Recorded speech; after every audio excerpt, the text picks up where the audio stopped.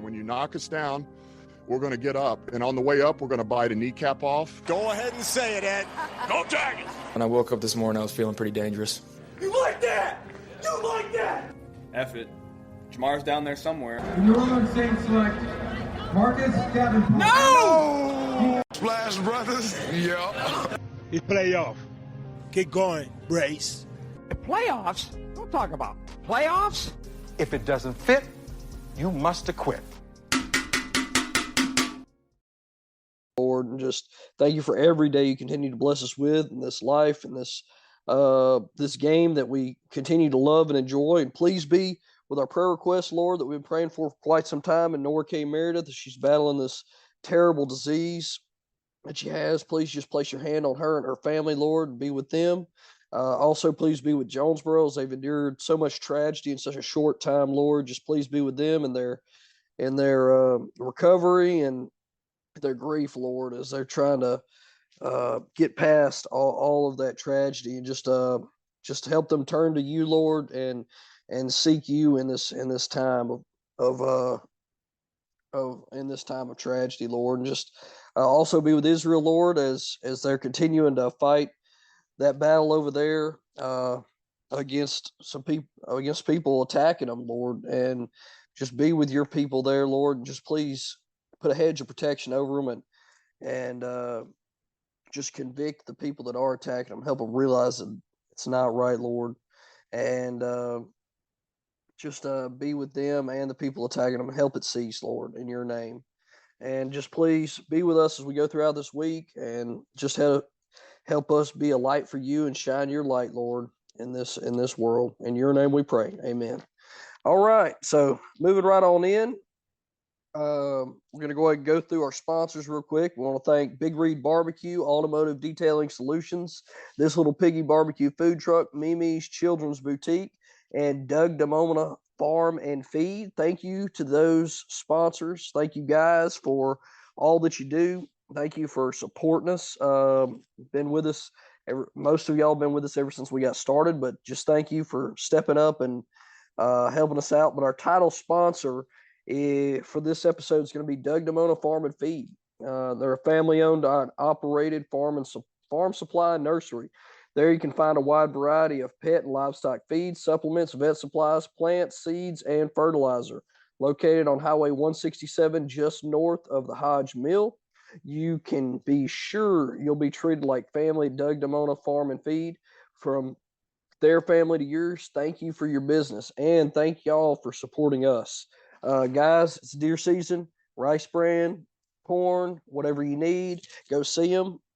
You got horses, you got cattle, you got chickens, you need your feed, go see Doug DeMona Farm and Feed on 167 just north of Hodge Mill. Thank y'all for supporting us, guys, and y'all go support them. We're going to go ahead and jump right on into our news and injuries. Several people injured, some big ones actually just breaking here recently, but we got Jamar Chase. Has been emerged with a back injury after his game last week. Did not practice Wednesday, but was limited in practice Thursday. Now, that's good because he's just kind of dealing with some soreness from what we understand. As far as I know, everything's okay. So that does bode well and sound good for Jamar Chase, as that offense has finally started to get rolling over the last couple weeks. But looks like it says that one of the beat writers stated that he felt okay during Thursday's session, which I would keep an eye on it. But, I mean, I would think as long as he practices through the weekend that he should be fine. But all does not bode so well for his teammate, T. Higgins. Came out of last week's game, one of his best, I think it might have been his best game of the year so far, with a hamstring injury. And he practiced limited on Wednesday, but then, let's see. Yeah, I think he practiced limited on Wednesday and then did not practice today, which was always concerning whenever they have a limited participation and then they don't practice at all. But yep, limited Wednesday and then didn't practice today. So that being said, there was a release on Football Life app And they said that he did not practice today and that he was already being ruled out for this weekend. And he is currently on a week-to-week timetable. So that does not sound that great. And then also on top of that, so if he practiced yesterday, it almost makes you wonder, did he re-aggravate or injure that hamstring more in practice yesterday that led to this DNP today? I'm not real sure. We haven't gotten any more details on it, but that is the case currently, that he will not be playing this weekend. Then next on the docket will be old Justin Jefferson, is currently on IR, returned to practice this week, started getting a lot of people getting their hopes up about it, was limited yesterday, limited today, but they have come out and said that he is still not 100% and he will not come back till he is 100%. And they've already said that him coming back this week would be a stretch at best, but him coming out and saying he doesn't know when he's going to come back, and when he doesn't know when he's going to come back, and he's not come back till 100%, that probably pretty much tells me it's definitely not going to be this week. Could be next week, but we will just have to wait and see. But whenever he started practice, he opened a 21-day window that he has to come back within that window. So it might not be this week, could be next week, but I mean, we let this week go, we're already looking at giving up about 5 or 6 days. So then he's going to be down, to about 14, 15 days after that. So we'll just have to see about that. And now, live in person, the man behind the scenes, Clay Williams, joining us. Man, it's good to have you, my friend. We just talked about T. Higgins just getting ruled out and deemed week to week. I got that as I was pulling in the driveway just a little bit ago. I don't know if you've seen that yet or not. Yeah, I've got him in I actually just traded for him last week, and then Ouch. I have him in 2 leagues that I need him to perform in for me this week, and don't look like that's happening. And then also just got the alert that Nico Collins did not practice again today. And So, Dameon Pierce. And, yeah, one of my leagues I have T and Nico, so not sure what's happening there. Well, go get out there and, man, I hope maybe. Hey, dude, honestly, right now, if Nico's out, Noah Brown. I mean, I didn't have him on my list, but if I would have known Nico would have been out, he probably would have been on my list, because Robert Woods is still banged up, if I'm not mistaken. And I mean, that means Tank Dell and Noah Brown are going to be running, and John Mechie running the show. So, yeah, and that's I've got that league. I've got like freaking 4 Texans. I think I've got Stroud, Schultz, Collins. Hey, so if I they might as play well like just throw they Brown did, in there. if they play like they did last week, that's not a terrible thing to have. Yeah, I mean, 500 yards and 4 touchdowns, you can survive off that, But yeah, T. Higgins, man, he practiced limited on Wednesday, and then today he didn't practice at all. And I seen that, and I was like, man. And it was weird, like, coming into the week, it didn't seem like he had any issues. That's and right. Then Chase was the one where everybody was doubting. Now Chase is going to play, and Higgins isn't. Like, it's crazy. Yep. And so and honestly, I looked at that before we did this start sit, and I noticed you must have paid attention to that or something, because I noticed one of your picks at Sleeper definitely leaned toward that, and I almost put him because of that, but I didn't, and because I thought, with him practicing limited yesterday, I thought he'd probably be out there, and then he got ruled out, didn't practice today, and I'm like, oh, man. Anyway, we'll talk about him here in a little bit, but I was telling Justin Jefferson back at practice, limited, but they said he's probably not going, and then he came out and said that he doesn't know when he's going to be ready. So, like, when a player comes out and says that and it's not as optimistic, to me, that's more like it's going to be later rather than sooner. Because he's got 21 days to come back, and he said he's not coming back till he's 100%, which makes you feel good if you got him, because if he's active, that means you need to be playing him for sure, which I mean is Justin Jefferson, but still. Like, yeah, you're gonna have to play him regardless. Yeah, but anyway, so yeah, I don't think he comes back. And then I was on Kenneth Walker with another man. The dude's turning into David Njoku. He's got a new injury designation every week, it seems like. Yeah, didn't practice Wednesday. Of course, Seattle way behind us as far as time, so we still haven't got an update today on their practice schedule because it's still like lunch there almost. Yeah. And but didn't practice Wednesday. And honestly, the role that he had the last game, he comes out of that game with another injury. I mean, to me, it just feels like they got a bye week coming up. I mean, I kind of almost feel like they already passed their bye, but they got Washington. So it's kind of like, yeah, and then they got San Fran in 2 weeks, and then they got the Rams. So, some big divisional games there, if I'm not mistaken, on their division. So, like, I don't know, maybe they take it easy on them against Washington and try to get him back. I don't know if they sit him completely, but that's why he's on my list this week, because I feel like they might not even need him against Washington. The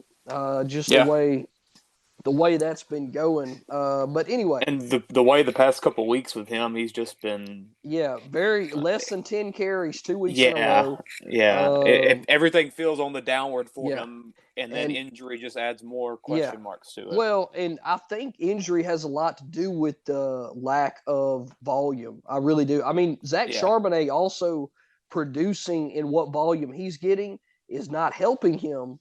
But I think with the way we've seen Pete Carroll in the past, if he's healthy, if his number one's healthy, they're getting the volume.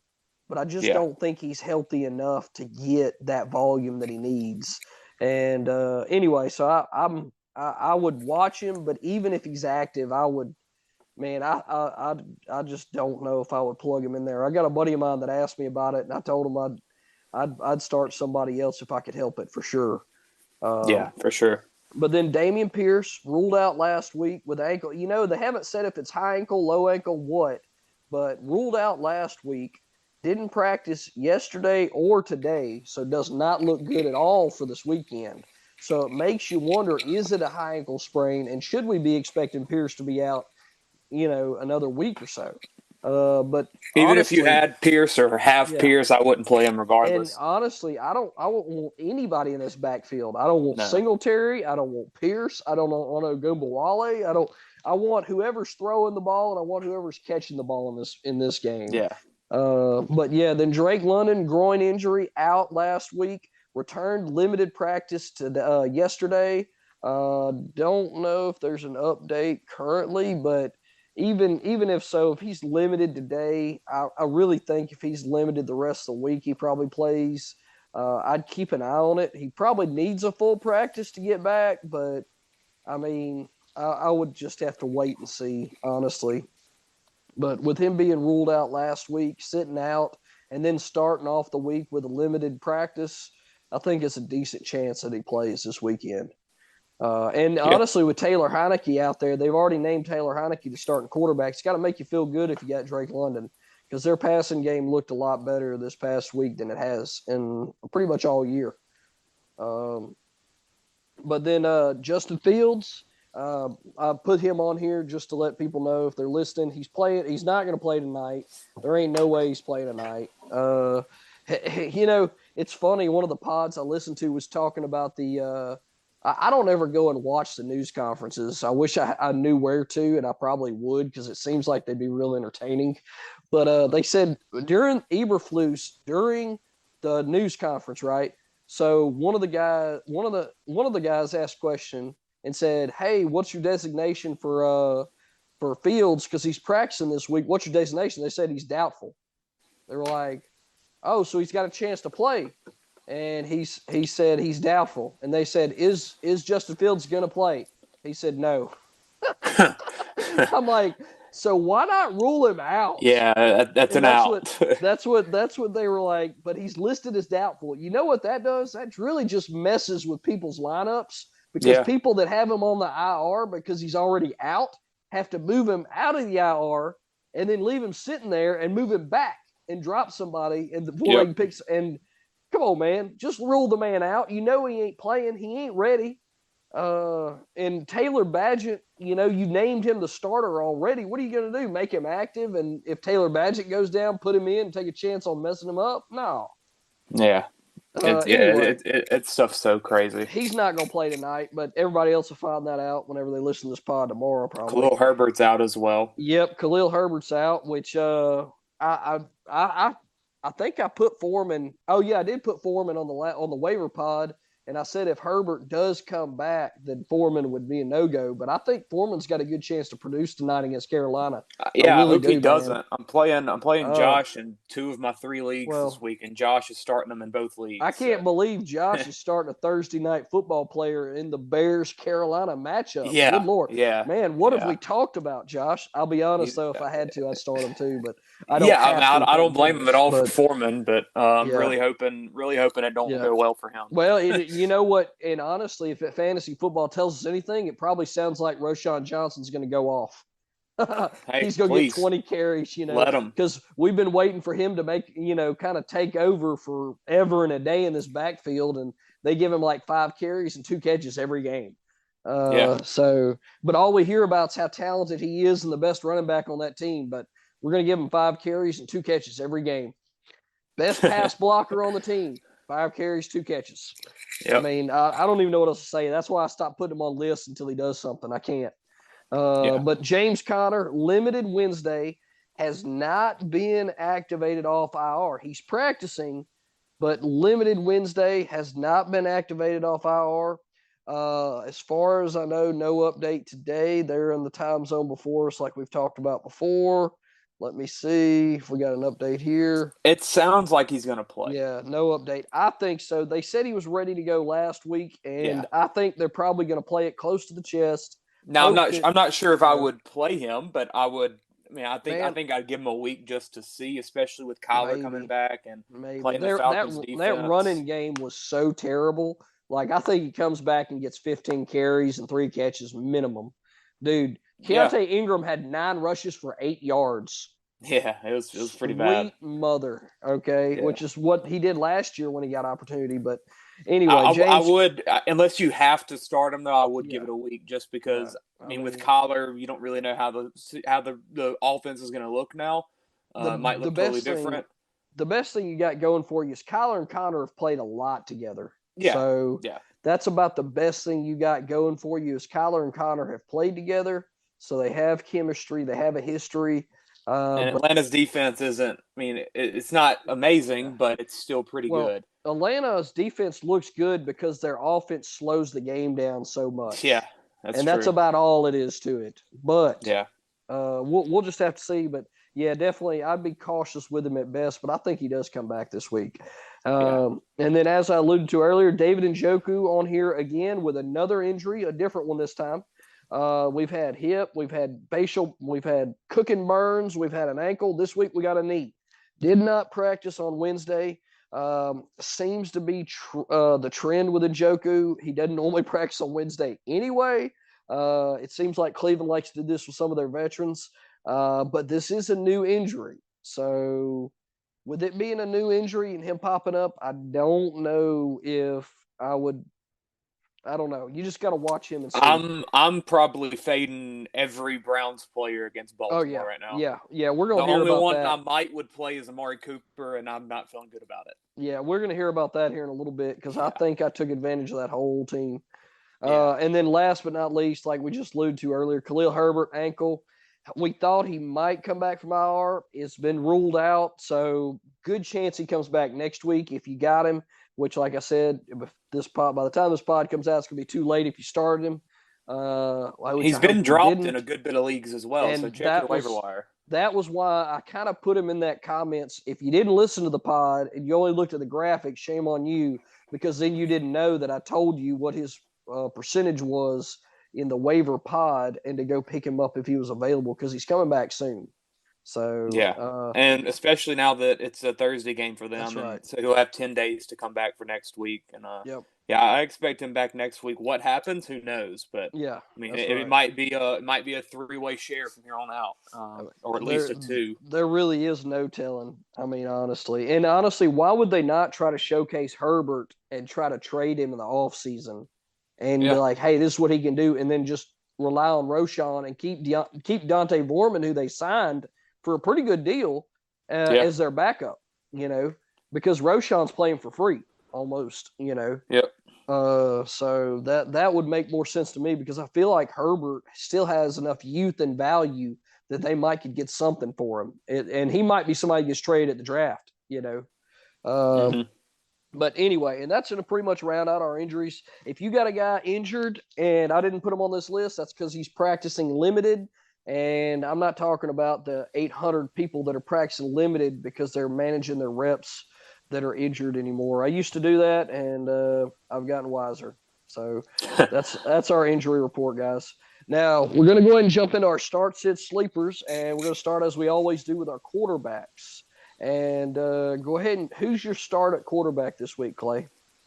Let me look. I forgot. I think it's Baker. I know. It is Baker. It's your boy Baker. Yeah, Baker. I know. With the bye weeks this week, it's a tough sledding, especially because we lose who? Mahomes, Hurts, and Jackson, Herbert. Sorry, Mahomes, Hurts, and Tua.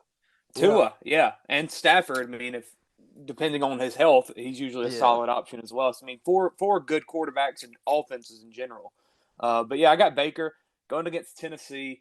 Tampa's been performing pretty well offensively. Their defense has just been an overall letdown. I think there's going to be a lot of points in that game. Great news for fantasy. Yeah, I think there's going to be a lot of points in that game on both sides. You'll hear a little bit about the other quarterback later. But yeah, Baker keeping it rolling. Had a good game last week against Houston. Should have won that game if Stroud didn't go like freaking 80 yards in 20 seconds. But I'm going with Baker. Pretty much a must win for them as well. I think they're 3-4 or 3-5, needing a win to kind of stay in that playoff picture. So we'll go Baker. I mean, and at least 2 touchdowns in his last 2 games. Honestly, he was somebody I looked into. He didn't make the waiver report, but he was. I don't think. Did I put him on there? I don't know. I don't think I put him on there. But he was somebody I was considering. But it's like, I mean, there's really a ton of guys that you could pick up and stream at quarterback. And the only reason he didn't make it because his matchup wasn't as good on paper as some of the other guys I put on there. But Tennessee really, the last several weeks, I mean, they've been okay, but they played nobody. They played Kenny Pickett and Taylor Heineke and Desmond Ridder, and then even before that, Lamar, he only had to go 21 for 30 for 223 and a touchdown, but they still won, which is why that's all he had to do.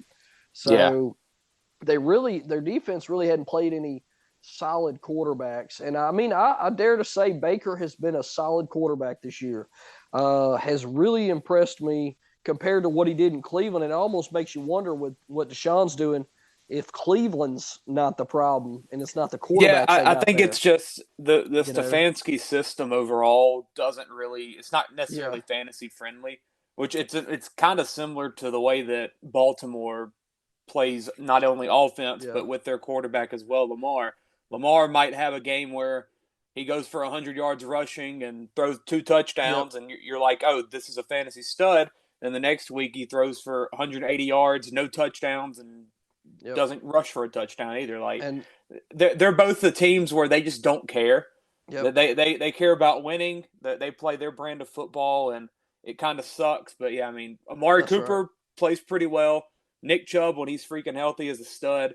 But then outside of that, it's just it's rough sledding. Another little stat on Baker here that I just was looking at, and I have not realized till now, but 6 of the 8 games he's played this year, he's put up 20 or more fantasy points. Just FYI right there. And 3 of the last 3, he's put up at least 23 fantasy points. And then one of those was against Buffalo, which is pretty solid defense. Yeah, I mean, he has 2 games under 15 this year. Yeah. And it's Detroit and Philly, 2 of the better defenses in the NFL. So, Yeah, like that pick a lot. And then Josh has got CJ, who I've been banging a drum for quite some time. And finally, he steps up the number 6 fantasy quarterback, and he's still not 100% owned. He's up to 90, thank goodness. But going up against Cincinnati at Cincinnati this week. Now, I'll be honest. I'm not saying that I don't think he has a good game, but I don't know if he's going to be somebody that I want to heavily rely on at Cincinnati. Their secondary's been a little bit stingier than people. I mean, they give up points to quarterbacks, but they're not like letting them blow up. Josh Allen had a good week last week, and then Brock Purdy had a pretty good week in week 8. But before their defense overall is just pretty much underrated. Like you think about the Bengals, you don't think about their defense for many reasons. And they also, we talked about it a little bit on the pod last night. They play I guess it's just something about that AFC North. They just don't care about anything else besides getting the W. And if you watch that Sunday night game, I think at halftime it was like 22 to 8 minutes on time of possession. Yeah. Like you hear Joe Burrow, Jamar Chase, T. Higgins, you think, oh, they're gonna just light it up, but no, they're playing 3-yard dink and dunk football, and it's not very good for fantasy, honestly, from either side, unless I guess you're Joe Burrow. But teams against them are struggling, and it sucks because I'm starting Stroud in 2 leagues, and I need to win in both of them. Oh yeah, but I'm starting him. I'm not saying don't start him by any means. Oh yeah, but I am also though. On the other hand, what Josh could probably allude to, like what we talked about just a little bit ago, their running game is so terrible, and they threw the ball 42 times last game. So if they can't run the ball, he's got to throw the ball. It sounds crazy saying 42. Like 42 is not a ton when he threw for 470. That's right. And he threw for 470 and 5 touchdowns. Now, I wouldn't expect that, but honestly, I mean, if they got to throw the ball a lot, you could really expect 300, maybe 1 or 2 touchdowns. And another aspect, they're probably going to be losing this game. Yeah, and then one other thing that is super impressive to me about C.J. Stroud, and I'll be honest, I did not think he was going to live up to this, but do you know how many interceptions he has on the season right now, Clay? It's just 1, right? 1 interception, and that was to our beloved Saints. Yep. And I believe it was Lattimore, if I'm not mistaken, wasn't it? No? Or was it Matthews? I'm not even sure. Anyway, there ain't no telling with that secondary. Everybody's been getting picks. 1 interception on the year. I mean, dude, if he don't break a record with that, like for a rookie, man, his schedule the next couple of weeks is pretty good for fantasy. Yeah, I mean, he's got Cincinnati, but then he's got Arizona, Jacksonville, Denver, and then the Jets. So you got a solid 3 weeks. And then the Jets for playoffs, Tennessee, Cleveland, Tennessee. Yeah, you'll take those matchups. Yeah. So, but anyway, I like that pick a lot there, Josh. I looked at him, and surely the main thing that I think you got to really think about that would make you really want that is the lack of running game. Because we talked about Cincinnati deep, but if you got to throw the ball, you got to throw the ball. I'm all in on Stroud. I had him as my backup in the league, and I'm 2-7, so really just desperation. Right. I traded Herbert, so I got rid of Herbert, starting Stroud full on, and picked up some other players to try to help me out. And it sounds crazy to say, but 2-7 with 5 weeks left, I've still got a freaking shot at the playoffs. Yeah. Our leagues this year have been so tightly contested. Yeah. Well, I guess the fantasy is just crazy this year. Yeah, definitely. If you got Stroud, fire him up. And then my start, it's going to be Brock Purdy. I mean, honestly, he's coming off a bye, probably the worst performance he's had all year. Before that, Cincinnati coming off game, probably the 3 worst games of his career. Yeah, and but he got a bye. He's healthy. Deebo Samuel's healthy. Practiced in full this week. All right, he doesn't even have an injury designation. I can't tell you the last time Deebo's probably game 1. I don't know. He might have had an injury designation then, but doesn't have an injury designation. So Deebo's back. They signed Chase Young on that defense. So their defensive line got better. They're going to get more pressure. probably create a little bit more, hopefully create some more turnovers, more offensive possessions for Purdy. Not to mention they get the Jacksonville's defense this week that's 23rd in the league against quarterback, averaging giving up 20.5 points a game. And they've given up at least one touchdown to quarterbacks in every game so far this year, at least one. And then not to mention that they've given up at least 300 yards in 3 of the last 4 games to quarterbacks. And the one they didn't was to Pittsburgh, and who we all know their offense has been a dumpster fire pretty much all year. And they've been struggling. So, man, I think you plug in Purdy and you watch him work with his weapons. You know, one more thing about that, Trent Williams looks like he's coming back as well. He practiced fully today. There you go. Gives him more time. Yeah, that's a very big factor in that offense. Yeah. I'm very excited to watch that game because I think both teams really need the win. While the Jags are like 6-2, but there's just something about them that doesn't feel. They don't feel like a contender yet, in my opinion. And the Niners, on the other hand, coming off 3 losses, it's a very big game for both teams. I like the Purdy pick a lot. So I like how you say that game right there. So that's going to turn us right into our sits at quarterback, Clay. So who are you sitting at quarterback? Yeah, I'm sitting Trevor Lawrence. I'm sitting Trevor Lawrence. And I've heard all this stuff about the Niners secondary being one of the worst in the NFL, or being one of the bottom half in the NFL at least. And that's very true. But coming off a bye week, you add Chase Young into the defensive line equation, which is just unfair, you could say. They moved Steve Wilkes, made a little bit of a change there at DC. They brought him down to the field. So they're trying to make adjustments. The Niner defense is just too talented to be down for too long. Yep. And coming off a bye week, I'm expecting them to come and show out. I really am. Yeah. And I know the Jags are coming off a bye week as well, but I'm being cautious with the Jags just overall in fantasy and in just believing in them as a football team. Besides ETN, who's just been a stud this year. That's right. Besides him, I'm kind of. It's still a wait and see approach for me, and it's kind of weird saying that for a 6-win football team and you're in week 10. But there's just something about that I don't know. We'll see. We'll see if it happens, but I don't know. So I looked at this pick pretty hard because I thought about picking Trevor Lawrence in this game. And the only thing that gave me pause was the fact that Trevor Lawrence has only scored less than 16 points in one game all year. Even though he does not seem like he has done that well as a fantasy quarterback at all this year, he really has had a solid floor of 16 or more points in every game but one, and that was against Kansas City, the only game he didn't have a touchdown in.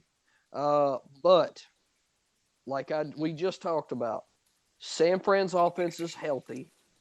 They added Chase Young to that already beast of a defensive line. So they're going to get more pressure with 4 guys, more guys dropping back into coverage. Jacksonville's going to probably get less time on offense because San Fran's going to eat that clock on offense, especially against this not-so-great Jacksonville defense that was okay at the beginning of the season, and they've really tapered off here lately. And the O-line the O-line for Jacksonville is nothing special either. So now the secondary has given up some points the last 2 weeks, but before that, I mean, you got last 2, but then the 4 weeks before that, they gave up only more than 6 points to a quarterback in 1 week. So they had a run right there where they were not giving up anything hardly. And I looked at this and I almost picked him. The only thing is because he's been getting that safe floor. I don't know if he does it. I think the odds are against him in this for that. So that's why I like the pick. But I didn't go in that direction, but I definitely like it. Can make a case for it, definitely.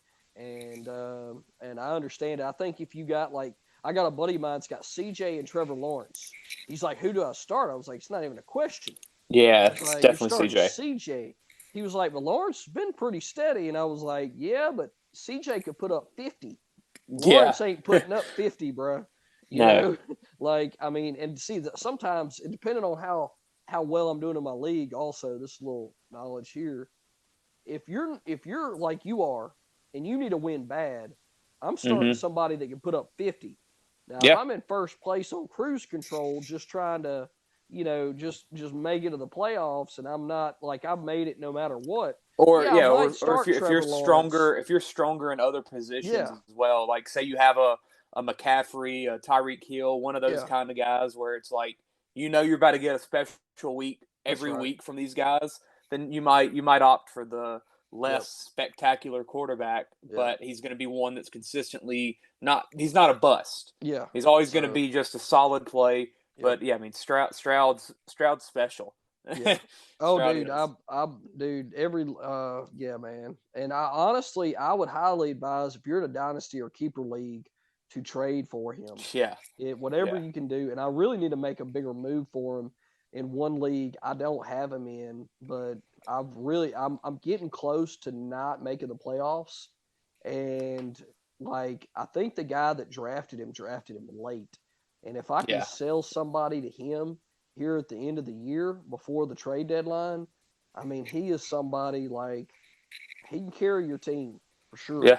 But anyway, getting back on track. Sit for Josh, Kyler Murray. Definitely understand where he's coming at with this. Giving him a week to kind of get his bearings, like we talked about a little bit ago, just to see how this offense does.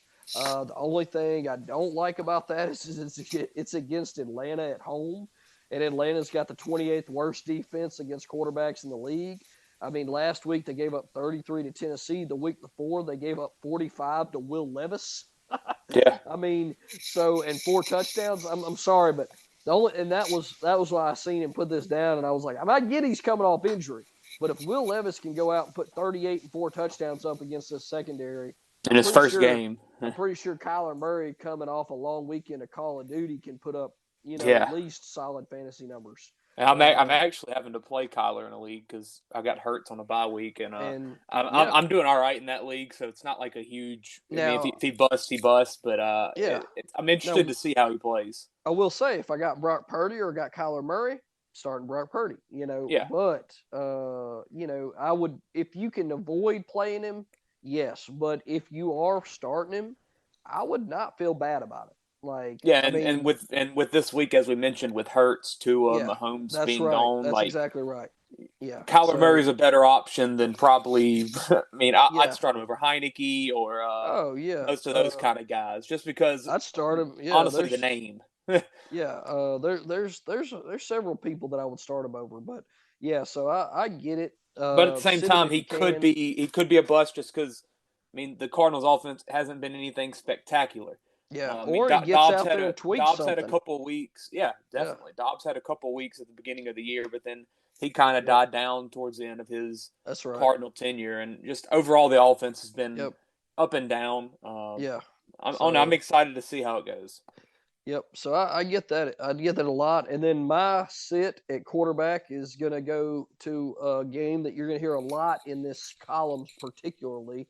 It's going to be Deshaun Watson at Baltimore. I mean, honestly, I've seen enough the last couple weeks to just say sit every quarterback that plays at Baltimore, no matter what. Like I don't every player. It could be Mahomes, and I mean, I know that's crazy to say, but Mahomes has bad games. And Baltimore makes people look bad in Baltimore with that defense right now. I mean, it's just I don't want no part of it. Much less Watson, who's been up and down all year. And he had a solid game last week against Arizona, but this Baltimore he looked pretty good actually. This Baltimore defense, that's going to be a fun game. It's going to be a fun game, not for fantasy, but it's going to be a fun game. But in their last 4 games, they've only given up more than 10 points once to a quarterback. Yeah. Okay, and that's not all at home. So, and they've only given up 3 touchdowns total to quarterbacks in their last 6 games. Okay, and one of them, I think, was a 2-touchdown game, and that was the one that was over 10 points. Yeah. So the odds are not good. And then you got the weather in Baltimore this time of the year. It's going to be cold, probably going to be windy. It's just not going to be a pleasant game for Deshaun. And so, I've got some puns that I'm throwing, or some little some one-liners in here that I'm throwing out there, but I'm going to decline on Deshaun. So I got some dad jokes, whatever you want to say about him, but I've got some good stuff coming for some of these guys. But I'm declining on Deshaun this week. So that's gonna round out our quarterbacks, though. I'm not sorry, I'm lying. That's gonna round out our sits at quarterback. We got our sleepers, which will be kind of quick because Josh and Clay have the same guy at sleeper. And who is that, Clay? Yeah, I got Will Levis. I talked about it a little bit earlier with that Baker pick. I think that game's just going to be high scoring. Yeah. Which is odd to say with a Tennessee and Tampa Bay game, but I think it is going to be kind of high scoring and exciting. That Tampa Bay defense has not been good this year. Yeah. Especially the last couple of weeks against quarterbacks, as we just saw with C.J. Stroud. Levis, I was so out on him coming into the draft, and it's taken 2 weeks, and I feel like he's like gonna be a good NFL quarterback. It just whenever he got on the field, everything just seemed to click, and it just seemed like I understand what Mel Kiper was talking about. Last night we did our top. We did like a little bit of a QBs of the future rankings for the next guys that are like under 25 stuff like that, and Levis is in there. 2 weeks ago, Levis isn't even thought about in my opinion. But now Levis just seems like he's going to be a very good not only fantasy option but a good quarterback, and I think that keeps going this week. Good connection with Hopkins. Don't think Treylon Burks is back, so that might hurt a little bit. But I still think it's going to be a good start. I really do. All right, a couple things. First off, Tampa Bay gave up 60 points to C.J. Stroud last week. Now I do realize Will Levis is not C.J. Stroud, nor does he have the weapon C.J. Stroud does. But the week before that, 35 points, 300 yards to Josh Allen. The week before that, 250 yards to Atlanta to Desmond Ridder. Yeah, all right, whatever. The week before that, 353 yards and 2 touchdowns to Jared Goff. Okay, so they've been giving up boo-koodles ever since their bye. And I don't think it changes this week. Another thing, Mike Vrabel has been around the league playing against – he's been in so many good defenses, it's not funny. One of the probably smartest coaches in general in the league. He might not be the best offensive coach, but definitely one of the smartest. You don't think he doesn't know a good quarterback when he sees one?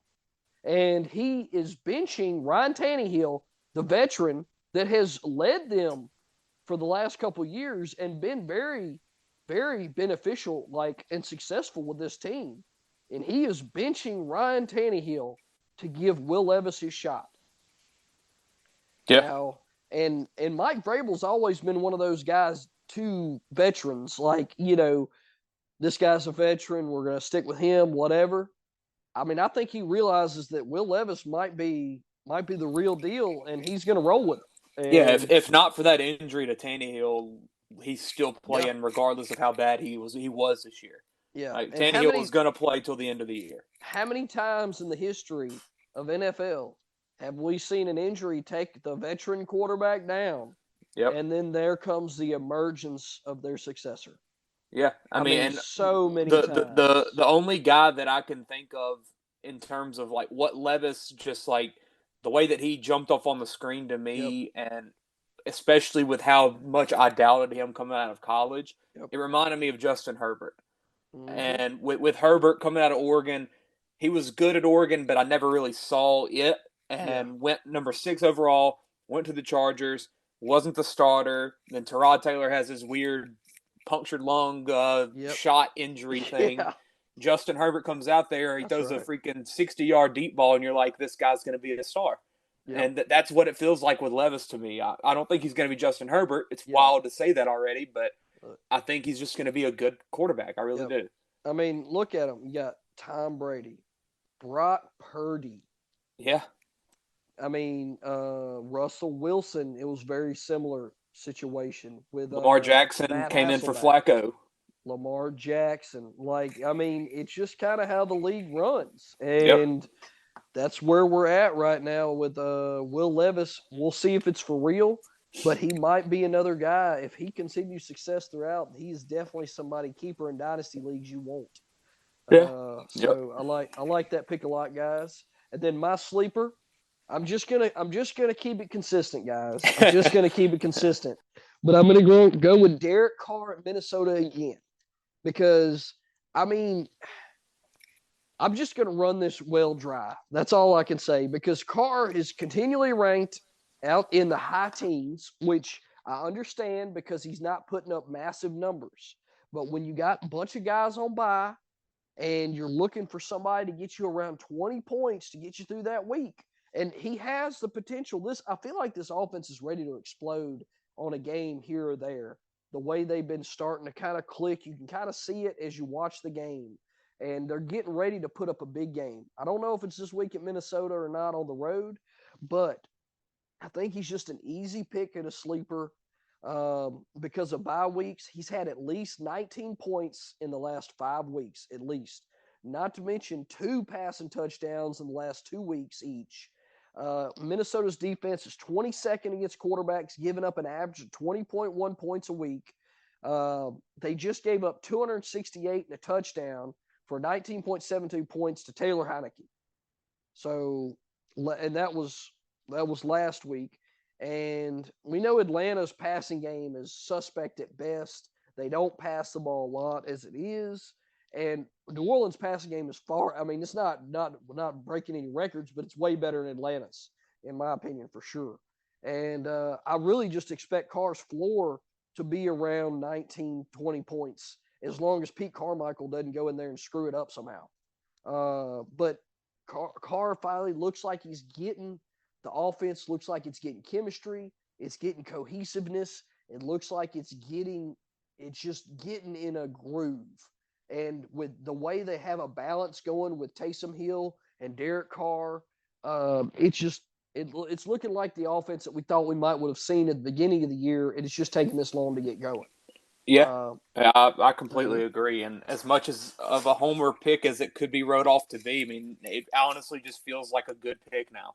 It really does. And I mean, I would take. I mean, with the guys that he's ranked around on ESPN and other sites, like he's a step above them. He is, and especially with the running game, just hasn't been there yet. Still, I don't know if that gets going this week. Kamara, though, man, and that passing game, and I think they're just kind of leaning on that because the offensive line is so terrible. Like I knew it was bad, and I remember I heard them talking about it in the preseason.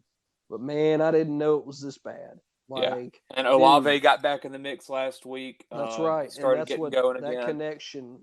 Mike Thomas was still – he's been, sick for 2 weeks, but I think he's good now, so I'm sure he'd be good. He's going to be good to go Sunday. I'm expecting good things. That's another game. That game and the Bucs game, I think both of them are going to be pretty high scoring on both sides. So – but yeah, well, I like that pick a lot. And honestly, with his matchups the rest of the year, the Saints schedule is just cake. The Saints have no reason not to make the playoffs. Yeah, I mean, so he's somebody you pick up and stash, even if you got somebody that might be an injury risk, and just hang on to him because he's somebody that probably about 85% of the time he's going to have a plus matchup each week right now. Yeah. So rest of season, he's somebody that could definitely help you if you need it. And he's just over the past 5 or 6 weeks, he's just a safe play. He is. Yeah. I mean, he's not going to be a 25 point per game scorer, but he's not going to be under 10. Which, as long as he gives you 15, you feel okay. And he's only owned in 30% of leagues. Yeah. So he's probably out there. But anyway. So that's my sleeper, and that's gonna wrap up quarterbacks. We're gonna roll right on into running backs. And who is your start at running back, Clay? I'm just putting him at start so he can perform well for me. I got Tony Pollard. He was my I think number 1 draft pick in a league, and it ain't been going well. I think he hasn't scored since week 1. Did I read that somewhere? It's something like that. Correct. Let me see to make sure for you right here while you're week 1 he had 2 touchdowns rushing. Since then he has not reached the end zone. Yep. I know there was that Monday night game against the Chargers where I think he got tackled on the 1, but just has not ran the ball in. Hasn't ran the ball well, period, this year. It's a bit concerning. I've tried trading him. No one wants him. which is weird. I mean, he's still the number 16 running back in fantasy. Definitely not what I drafted him to be. Yeah. But I it's got to get going at some point. Yep. It's got to. I mean, he's too talented not to. I'll be honest. Whoever didn't want to trade for him's crazy because his matchups coming up for like the next 4 weeks are really good. The Giants, Carolina, Washington, Seattle, and then you got Philly, tough one there, Buffalo, but then Miami, then Detroit in Week 17 for probably. Yeah, I mean, I've been trying to trade him for 3 or 4 weeks, and I just couldn't get anything to bite there. I was trying to make a splash, and I'm hoping this week though against the Giants. Well, the spread this week's like 16.5 points, which is just unheard of in the NFL. Yeah. So that game's expected to be a big blowout, and with a blowout usually comes running. Will it be Pollard touches? Will it be Dowdle? Will it be whoever else the Cowboys want to give the ball to that's not Pollard? Probably. But we'll see. I think he can get I'm calling my shot. He's getting in the end zone some way. Yeah, I feel like this is a game they're going to let him do his thing. Please. Now, I do think that, like you said, I think if he gets 20 points, he's got 80 yards and a touchdown, and they're blowing him out, maybe they reel it back just a little bit and let somebody else do it by not taking a chance on him getting injured. Because I need a first half touchdown. That's what I need. I feel like this is one of those games that we can see the defense score twice, and then Dallas runs the ball and probably only has like 12 minutes time of possession because their defense did all the work. And it's just like, anyway. But because New York Giants have like 20-something minutes time of possession because they had the ball the whole game, but they kept letting the defense score. Tommy DeVito. Danny's nephew. But I like that pick. I think it's just a matter of time till they get him going, and I think this is a get right spot for him for sure. Yeah, I hope so. And then Josh's pick at running back is going to be Rachaad White, and why not? I mean, the last 3 weeks he has been on fire, catching the ball especially. Last week at Houston, 20 carries, 73 yards, 2 touchdowns, 4 catches for 46 yards. And this week he gets the Tennessee defense, like we just talked about. Last week they gave up 157 yards and a touchdown to Pittsburgh for almost 30 points. So, and I think this Tampa Bay offense is a lot better than a Pittsburgh offense. And I'm like Clay. I think this is a really underrated game that's going to have a lot higher points total than a lot of people realize. And I think betting on Rachaad White being involved in that offense is a good, safe bet right there. I like Rachaad White a lot. Yeah, he's been running the ball a little bit better than he started the year too, because it was pretty brutal. But he's been getting involved there. His pass catching ability is also just very good. And they're starting to – I think last week he had 2 goal line touchdowns. So something like that, something that Tony Pollard doesn't get. To do something like that with White, I think he gets in the end zone probably again. And he's just a solid play. He really is. And a great value pick if you got to draft him in that 7th, 8th round or whatever he was going in at the beginning of the year. So like that a lot. And then we're going to roll right on into my start at running back. And I'm going to have to be honest, I had some egg on my face this past week after calling Aaron Jones a sit last week. He really showed me after he didn't have more than double-digit touches for almost like 2 weeks. Green Bay's going to give the man 24 touches on his way to 17.9 points last week to a top 5 run defense in the NFL. And it looked like his hamstring was doing okay to me. But this week he gets a much better matchup against Pittsburgh. And they're 27th in the league against running backs. They're giving up an average of 24.7 points a game to running backs. And Jones had 24 touches last week with only a 57% snap count. Like, every time he come in the game, they gave him the ball. So, if they're doing that, I mean, he's probably going to have around the same snap count. But, I mean, he's probably going to have around 24 touches again. And if it's against the 27th worst-ranked defense against running backs in the league, I think there's a pretty solid chance at Pittsburgh. There's another chance that he's going to have a decent week again.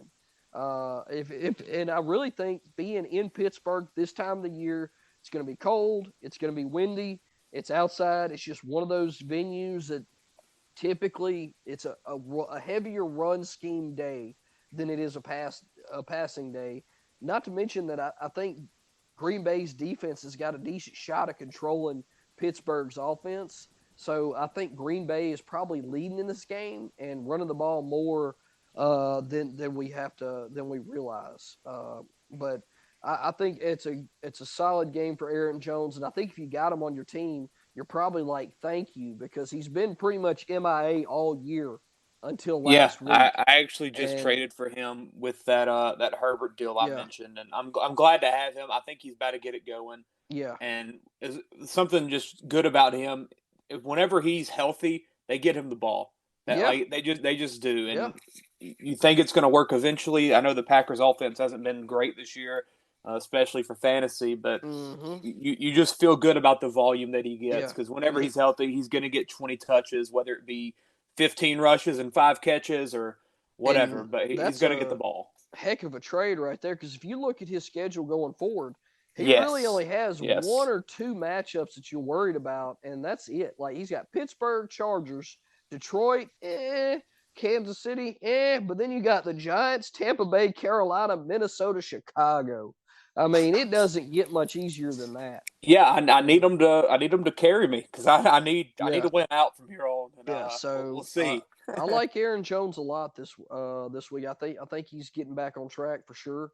And so that's going to roll us right on into our sits at running back. And who are you sitting this week at running back, Clay? I am sitting Gus Edwards. The Gus bus. Yeah, as I mentioned, that Ravens-Browns game is just that's going to be tough to me. Now, is Gus Edwards going to get into the end zone? More than likely, because he always finds a way to. That's what he's been doing. That's for sure.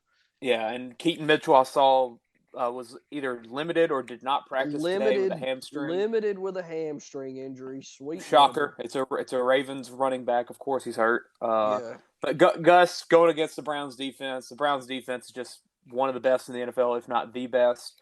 I think that's just going to be a tough fought game on both sides. I don't really think there's going to be a lot of fantasy points scored. Is Edwards going to get in the end zone? As I said, probably so. So this pick might not be great, but if Mitchell plays, that's just another equation added into that game. Into that Ravens backfield. Plus Lamar, kind of a big game against the Browns division game. If they win this and they go up, probably about a game and a half or 2 games in the division. So he's probably going to be running the ball a little bit more than he did last week at Arizona. So we'll see. But yeah, Gus, I'm not feeling it this week. Yeah, I know it was Arizona, but they gave up 3 points to Arizona running backs last week. I don't know if you threw the points out there, but 3 points for the game, guys. 3 points. 10 yards of running against Cleveland last week. I mean, that's just crazy to me. And the week before that, they only gave up 16 to Seattle, who's got a tandem of really talented running backs. So, I like this call. I mean, we're not saying that, this is probably going to be the case all year, but I'm like you. I think it's probably going to be a lower scoring game than people realize, and I think Baltimore's going to be controlling it. But we also seen Justice Hill take over about 60% of the snaps last week, which was very surprising. But if Keaton Mitchell is limited, Justice Hill's getting 60%. It's going to be tough sledding for Gus Edwards in that running game period anyway. So I like that call a lot there. And then Josh is going to be sitting old Jerome Ford. Shocker there. Another player from this game.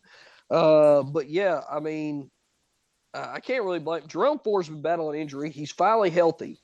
But, I mean, even healthy, he's pretty much almost splitting snaps with Kareem Hunt. It's not quite – it's more like a 60-40 type thing. But last week against Arizona, 20 carries for only 44 yards. 2.2 yards a carry against Arizona. And now he did have 5 catches for 33 yards, which was a saving grace. because he ended up with 12 points last week. But this ain't Arizona's defense. This is Baltimore's defense at Baltimore. And the way they've played this year, I don't want no part of that. I don't. I don't want Kareem Hunt. I don't want Jerome Ford. Last week, we just talked about that good Seattle running game that they have. Yeah, last week, Baltimore limited them to 5 points together. That's right. 24 yards for Seattle rushing last week. Yeah, and that was at Baltimore. And now Cleveland's going in, and they had a tough time with Arizona. Yeah, get out of town. I don't want no part of that running game either. So I think that's a great call there, Josh. And yeah, absolutely. And Ford, I'm liking him more and more for the rest of the year. I do too. I feel like he is kind of figuring it out. Brown's O-line is dealing with injuries. I know they're down both tackles. Yep. This week against Baltimore. I think he's a great trade target, especially if he keeps catching the ball like that. Yeah. I've got a guy in the league that I'm working on a trade to work out for him that he's his like fifth running back. And he was like, he ain't played him yet since he picked him up. I'm like over here, I started Zach Moss last week, and I'm like, I need a running back. So we're trying to work out a deal with that. But I like Jerome Ford the rest of the season for sure, but not against Baltimore. Yep. And then my sit for me this week is going to be Kenneth Walker. And like last week, it really has a lot more to do with Walker being banged up than it has to do with his talent in this team. But also, they're playing Washington at home. So Walker isn't practicing to begin the week also with a new injury, not the calf injury, a chest injury. And honestly, I think they're just pulling the reins back on him a little bit to let him heal up before they're going to try to make that end of the season push. They're a playoff team right now. Zach Charbonnet has proven he can shoulder the load if they need him to give Kenneth Walker a little bit of a break. It's a solid matchup for sure against Washington, which is why I made this pick really hard for me. But I just feel like, and that's probably why Kenneth Walker will get 30 carries for 200 yards and 2 touchdowns. But he's had less than double-digit touches the last 2 weeks. And if Seattle's defense gets a lot of pressure on Howell, they generate some turnovers, they generate some scoring. And if Seattle gets up and they have a comfortable lead, I could just really see them being like, we're going to let Charbonnet kind of handle this if it gets close. And if, we need you to come in, that's if he plays. I just think they're pulling the reins back. They're trying to let him get healthy. They think this is probably going to be a solid chance at a win. They've got, like we just talked about, 2 big division games coming up the next 2 weeks against the Rams and the 49ers. And if it was me, I would be trying to save my best running back for those 2 games and try to hold him back as much as I can against Washington. I agree with that pick definitely. I'm out on. I'm saying sit Kenneth Walker if you can. Maybe the situation where you can't, but if it was me, I would try to sit him if I could, just to prevent another situation like the last couple weeks where he plays, but he barely touches the ball and he gets you less than 10 points both weeks. Like last week, it was 2.7 points. The week before, it was 8. 8, you're probably like, okay. But 2, 2's making you wish you to start Zach Moss. And even though he didn't do nothing either, at least he was playing and he had the chance to. So I'm out on Kenneth Walker. And then we're going to go right on our sleepers at running back. And Clay and I actually have the same sleeper at running back. So why don't you tell us who that guy is there, Clay? Yeah, it's my guy, Antonio Gibson. I've been a fan of him all year. He hasn't really done much, but I've just liked him, honestly, since he came out of college. And I feel like he hasn't really gotten the role that he needed to. But the past couple weeks, he has been getting involved in the passing game pretty well. Last week, 5 catches, 42 yards. Week before, 5 for 28. The week before, 24 yards. 2 weeks before that, 64 yards. Getting involved in that, getting a couple carries as well to add to it. And I think it's just a factor of that Commanders' offensive line is pretty bad, so they're not being able to run the ball like they were early in the year with Brian Robinson. and they're going down in most of these games, especially like against a Philly or they were down mostly for that New England game and took the lead late. This week at Seattle against a pretty good defense, probably going to be much of the same. And I think that it's going to be a little bit of an uphill battle for Washington. And whenever those games happen, Brian Robinson's going to go to the bench, Gibson's going to come in, and all it takes is 3 or 4 checkdowns to Gibson and 40 yards, and he's got a solid play. So and I mean, I completely agree. At Seattle, like we said, he's kind of a deep sleeper, but with some of these offensive juggernauts that we got on bye this week, really sneaks into your flex quick if you need help last minute, or if you got a banged up running back that ends up sitting, he's due touchdowns. He has 1 touchdown this year, and that was in possibly his worst game of the year against Atlanta, where he had 1 catch for 1 yard and a touchdown. He's due touchdowns when you're getting 10 to 12 touches a game. So I think he might get in the end zone, and at worst, give him 5 catches for 50 yards, and you'll feel happy.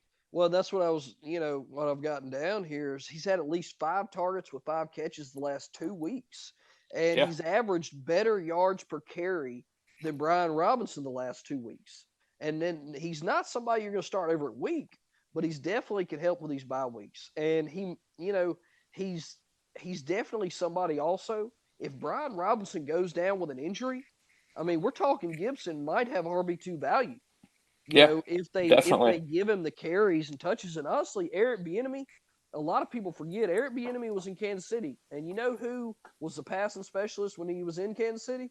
Jerick McKinnon, who was a very solid running back in the passing game. McKinnon he finished probably top 20 last year. He was incredible down the stretch. To kind of manipulate into that same situation where you got Brian Robinson running the ball, and then you got Antonio Gibson coming in to catch the ball. And I hadn't even thought about that. I like that a lot. And then not only that, like we said, there's a good chance Seattle's going to be leading. And if I'm Seattle and I just got embarrassed by Baltimore at Baltimore, because that's what they do at home on defense, apparently. If I just got held to, was it 3 or 7? It doesn't matter. Less than 10 3. points. 37-3. Didn't even score a touchdown, and now they're going to get the lowly Washington defense that traded all their good players right before the trade deadline. I'm putting up 30 to 40 at home and showing out. So they're going to be throwing the ball. There ain't no way. And then Sam Howell's throwing the ball 40, 50 times a game anyway. I mean, he's getting sacked 10 times a game. But, so I think Antonio gives a solid play. I might be playing him in a league.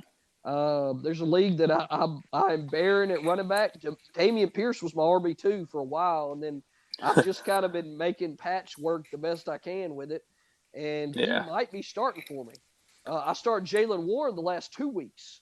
And now I'm thinking about – and it ended up working out because he's put up solid value. But I'm thinking Antonio Gibson's going to be my start this week. But anyway, so, I like him a lot. And let's see. And Josh at Sleepers got old James Conner. So somebody that we talked a little bit about that we're kind of hesitant about, but Josh thinks that when he comes back, they're going to give him the ball. And he might be right because I can see where Josh is going with this because he's not their future. Let's just say that. Because he's old enough. He's not the future there. Like they're probably drafting a running back fairly high in the next year or two. That's going to be their future. If it's not, I wouldn't be shocked at all. I mean, depending on where their draft picks are this year. I wouldn't be shocked at all if he gets moved out and they just bring in more youth. If Kyler really is there to stay, and Marquise Brown's young, healthy, solid wide receiver, Trey McBride's young, solid tight end, where are they going? They're going to offensive line. They're going to running back. Because that's, so it could be something where they're going to ride James Conner down as soon as he's available. And if they do that, he's right. I mean, this could be a solid game for James Conner against Atlanta. And I mean, this year, the games where he was not hurt or didn't get hurt, he's been good. Beginning of the year, he was one of the top backs. I mean, I know I was playing him. I think he had like an 18-point week. And he was very good those first couple weeks. I mean, he's good when he plays and when he gets that volume. And with Kyler, the offense will change in some capacity just because Kyler's just that gifted.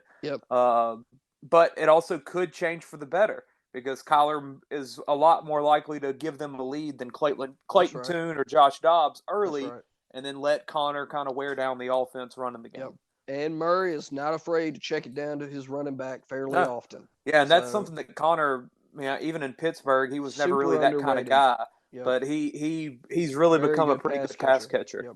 So, but yeah, I like that call a lot there, Josh. And then that's going to round out our running back segment. Going to roll right on into our wide receivers. And Clay and Josh are on the same page with their start at wide receiver on this one. And who are y'all both starting there? Yeah, we got Michael Pittman going on there.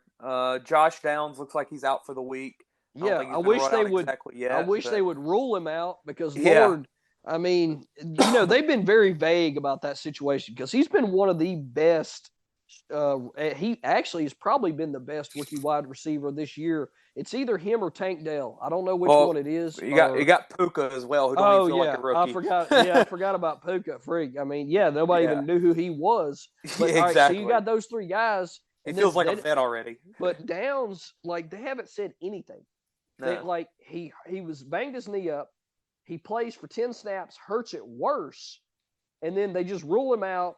Don't come out and say had an MRI, no structural damage, nothing, just nothing until they say yesterday didn't come to practice. Yeah, that's it. Didn't come to practice, and then I don't know if they got anything today or not. Games in Germany. I know J.C. Jackson did not travel with the Patriots. Oh, man. So I smooth forgot about it being in Germany. That's a big one. Yeah, it is. But at the same time, they got to throw the ball somewhere. And if it ain't Downs, who is usually Minshew's number one target, I think Pittman's going to have to get the ball.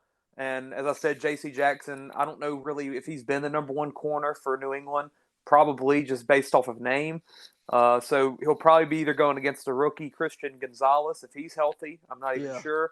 Or maybe Jack Jones, one of them. But going to be a solid matchup on the other side at corner regardless. And, I mean, Jonathan Taylor probably gets a big workload, but when they throw the ball, it's probably going to Pittman. I wouldn't be shocked if he gets, 10-plus targets in this game at all. I love that call for sure. And then I just looked. Downs didn't practice yesterday. Didn't practice today. Yeah. Good if you're not practicing on Thursday, did he made the trip? I'm guessing. Let me pull it back up. I don't even know if it said. Dude, I'm telling you, they ain't putting nothing extra on here for this guy. I don't even know if they said. It just says didn't practice. I think they left like Tuesday. Didn't practice. The wideout's absence clouds his availability, so he's got to be over there if there's a chance he could be available. Yeah, but that's pretty much all it says. And then he ain't playing. Pittman and Pierce will have a boost, and that's somebody that could be a little bit of a sleeper there. Alec Pierce was pretty solid last year at several games. So if he gets that extra volume, I do think it boosts Pittman for sure, like y'all are saying. But I think Alec Pierce could be somebody who can boost as well. Definitely. I like that call from y'all a lot. And then my start at wide receiver is going to be old Garrett Wilson. Honestly, I never thought that he was going to be in this part of this column after Aaron Rodgers went down. But honestly, if volume's king, at least 12 targets in 4 of the last 5 games has got to count for something. Dude's getting hammered with targets. Yeah. And then he recently voiced his frustration. We all know what that does.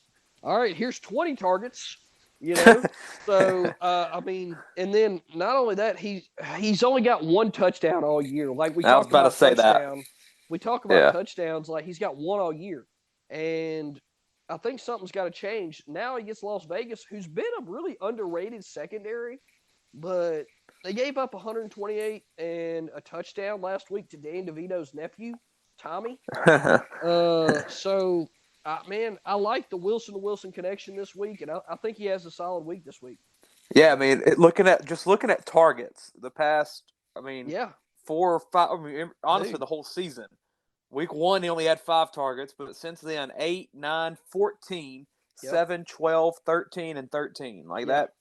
7, 7, and 8 catches the past 3 weeks, and no touchdown since week 2. And that was that Dallas one where he broke it for like 80 yards, and it's kind of a broken play. So he hasn't really had one of those just normal touchdowns yet this year. Yeah, I mean, yeah, and he's ranked down there. Like they got Pittman and Wilson ranked down there below DeAndre Hopkins. Like, well, Hopkins is, for one, I mean, I know we're expecting big things from Will Levis, but he's still a rookie. But Hopkins is in the top 10. Like, when did that happen? Like, I was trying to trade him because he never felt like he was going to be a top 25 play this year. And I get it, but he still only had 10 points last week. Like, I'm not saying that he's not going to be fine, but a top 10 wide receiver in today's game, like above Olave, Pittman, Wilson, Evans, like, I just don't see it, man. I don't. I mean, because I really think we don't even know who the rookie's going to lock in on.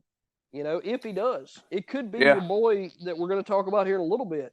But either way, Garrett Wilson, I like him at Las Vegas. He's getting the targets.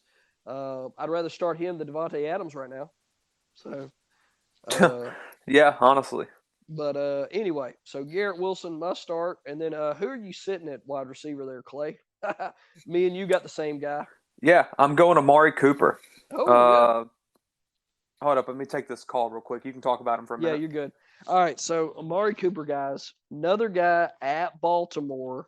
Way more to do with the matchup than anything else. And like we've been talking about this whole pod, we do not like this matchup for either side at all. Both defenses very good. To me, Baltimore's probably the best defense, especially at home this year. But honestly, they're not going to be good passing conditions in Baltimore either. Not to mention the last time against Baltimore, I know it wasn't without Deshaun Watson, but Amari Cooper, 1 catch for 16 yards. And I really don't think it matters who his quarterback is when they're playing Baltimore at home. It's just going to be a rough game, period. And Cleveland's offense really, it's been kind of up and down a lot this year. It's really been hit or miss. And I'm out on Amari Cooper at Baltimore. I know Clay is too. So, both of us on the same page. And if you're not catching the trend, we really don't like anybody from Cleveland this week, and we're kind of limited on who we do like from Baltimore. So that's who we got. And then Josh is sticking with the trend on his sit. Josh is going with Zay Flowers as his sit at wide receiver. And I mean, another reason, this game, Baltimore, Cleveland, really, and Zay Flowers has had moments where he's looked really good this year. But the last couple weeks, he's really tapered off. Only had 1 target last week. Odell Beckham Jr. came back, and he, disappeared from the offense. But the weeks before that, he was okay. He serviceable, 7 targets, but 5 for 19.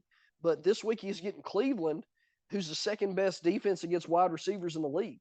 They really just shut down the Arizona offense in general last week. I mean, Clayton Tune was the quarterback, so you can't really hold too much water with that. But this Cleveland defense is probably definitely at least a top 10, maybe a top 5 defense in the league. And welcome back, good sir. Yeah. But anyway, I'm good. I'm good to go for the rest of the pod. So. Okay, good deal. But yeah, we didn't know. Clay thought he was going to have to leave us there for a little bit, prior commitment, but I guess he's going to be able to hang in there with us. Yeah. Looks like it's getting postponed a bit, so we're good. I just talked about Amari Cooper, Baltimore. The last time they played, he only had 1 catch for 16. It didn't have Deshaun Watson at the quarterback, but I really don't think it matters who's the quarterback. Amari Cooper at Baltimore, not a good idea if you can help it. And then we rolled right on into Josh's pick, coincidentally. On the other side of the football at this game, Zay Flowers a sit at against Cleveland at Baltimore, who I completely understand because honestly, they've almost phased him out of the offense last week. I mean, 1 target, 1 catch for 11 yards. Yeah. And Cleveland's the second best defense in the league against wide receivers. And really, like I was saying, they're definitely a top 10, probably a top 5 defense in the league this year so far. Yeah, and I feel like Josh is going the route of fade whoever is playing Cleveland at receiver, which I think he did that last week with Marquise Brown. Worked out pretty well. Zay Flowers had a good start to the year, and it's kind of dying down, and he's just another product of that Ravens offense where maybe they care one day, maybe they don't, but they win games, and that's all they care about, really. But yeah, that game, as we've talked about, just don't play a receiver in it. It's going to be scary to play. And we're saying all this, and it's going to be a freaking 35-30 game. Hey, but we can only go by what predictions and what we have on paper already. We're using logic. But that's right. But like I tell people all the time in fantasy, they like want to know, and I can convince them of so much because I know these stats and these tendencies and trends. But then, I mean, fantasy just sometimes it just goes haywire, and it's just like everything's. These are still all NFL caliber players.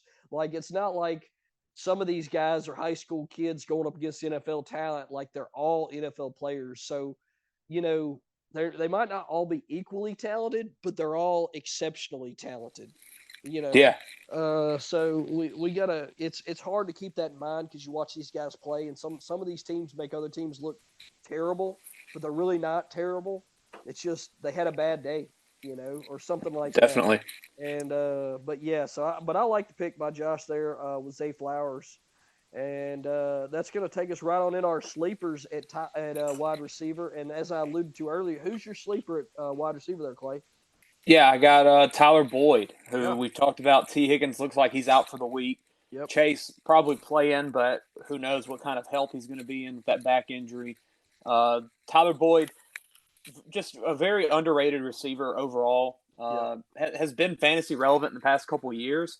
Not so much this year, really, or not someone you want to play at least.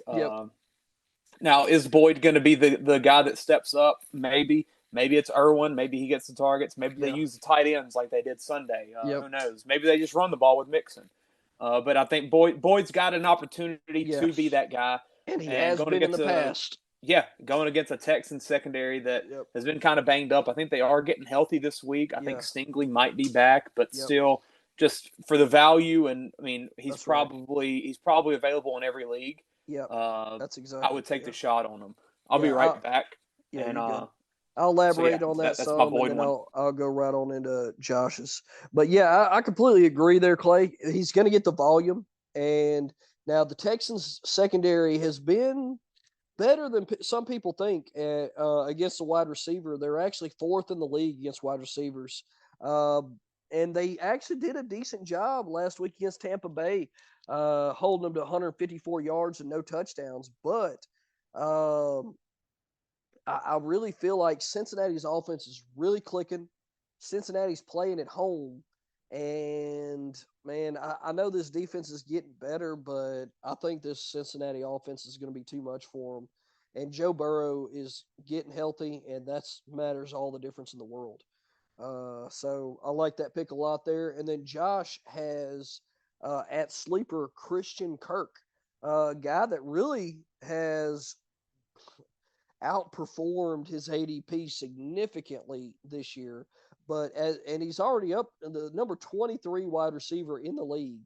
And then this year going up against this week going up against San Francisco, which is a tough matchup for running game and quarterbacks. But the secondary has actually been kind of the weak spot for going up against San Francisco, as they're giving up on average 42.1 fantasy points a game to wide receivers. And right before their bye, they gave up 235 yards and 3 touchdowns, equal to 64.3 points to Cincinnati. And the week before that, 241 and 2 touchdowns for 61.6 points against Minnesota. Now, that was before their bye, and that was before they got Chase Young, who is a monster, just like Joey Bosa. So they got 2 of them. And I think that matters. Now, how much it matters to Trevor Lawrence in this offense, I don't know. But I would say Christian Kirk is one of those, he runs a lot of his runs out of the slot, and he's a quick slant wide receiver. So this could be a Christian Kirk game where they're getting the ball out of Lawrence's hands quick, and they're getting it to somebody like Christian Kirk real fast right off the line of scrimmage. So I like this pick a lot there by Josh. I think it's a pretty sneaky pick, honestly, because everybody thinks San Francisco's defense being very formidable, but their weak spot is their secondary as of right now. So I like that pick there from Josh. And then my sleeper at wide receiver is going to be Jahan Dotson. He's going to be at Seattle, going up against Seattle at Seattle, and just like Antonio Gibson, who we talked about before, I really think it's going to be a big blowout. And Jahan Dotson has had at least 8 targets in the last 3 weeks. The whole first half of the season, really, he was almost non-existent, and I didn't know what they were doing with him there because the way he played last year really had me convinced this was a breakout year for him. But the last 3 weeks, 8 targets, and the last 2 weeks have been his best 2 weeks of the season so far. So maybe him and Sam Howell are finally getting on the same page, and he's getting ready to really bust out like we thought he was going to all year. And they really look like they're just trying to involve him more in the offense, especially,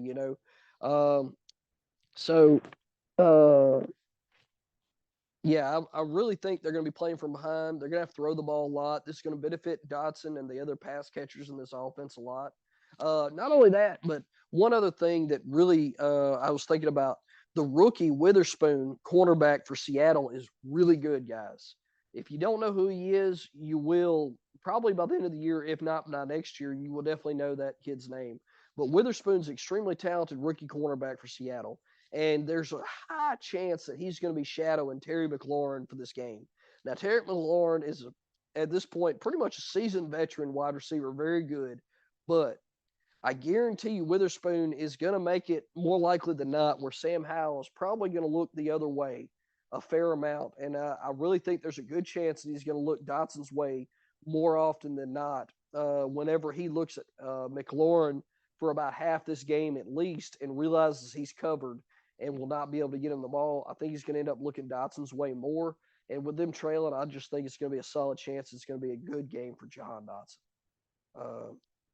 So, yeah, like that pick a lot there with Dotson at Seattle. And that's going to round out our wide receivers. And we're going to go ahead and jump right on into our tight ends. And when Clay gets back, we'll talk about that. But since Clay and I have – all right, so this should really back up what Clay, Josh, and I all feel about our tight ends because all 3 of us have the same start at tight end. All right, guys? So that means if you got this guy, he really needs to be in your lineup unless you got a stud at tight end already. And then you might want to think about putting this guy at your flex. And I know that's crazy talk. It is. But Taysom Hill at Minnesota. Taysom has climbed this sleeper list. He's been on a sleeper spot for a while. He's been on the waiver spot for a while. And then now he's all the way up to our start at tight end. He's being ranked in the top 12 at tight end.